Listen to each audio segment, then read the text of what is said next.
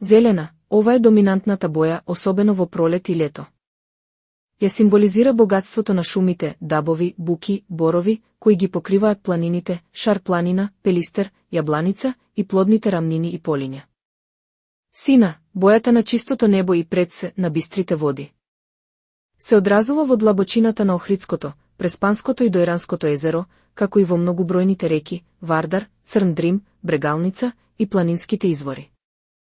Жолта-златна, ја представува зрелоста на житните култури во лето, боите на есента на листопадните дрвја и топлината на сонцето кое е присутно голем дел од годината.